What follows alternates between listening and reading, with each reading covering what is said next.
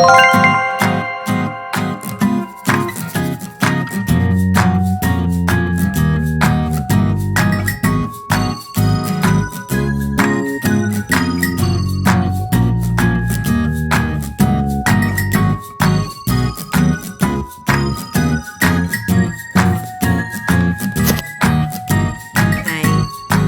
have a short thing about mango peach pie, which is this one. This is mango peach pie from Jollibee. So I wanna show you the inside tong pack na to. So I mean, for the Filipinos, mostly they know it anyway, but some people, our friends here in Wales, in UK, if you haven't tried it, it's nice. I'll show you.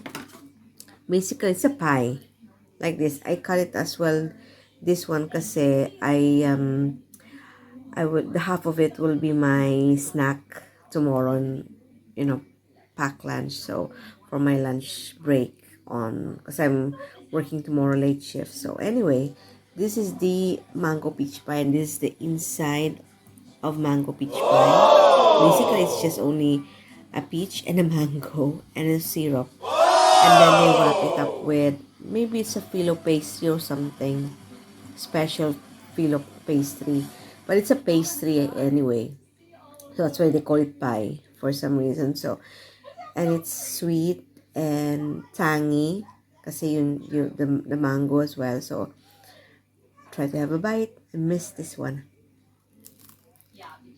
Mm. Mm. Nice.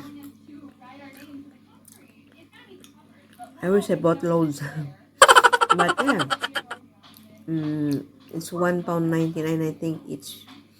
It's a bit expensive, but it is worth it anyway naman. So, but hopefully when I go home in the Philippines, I will eat loads of this one.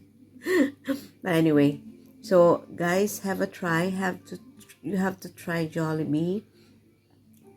And then you have to try this peach mango pie. So let's enjoy.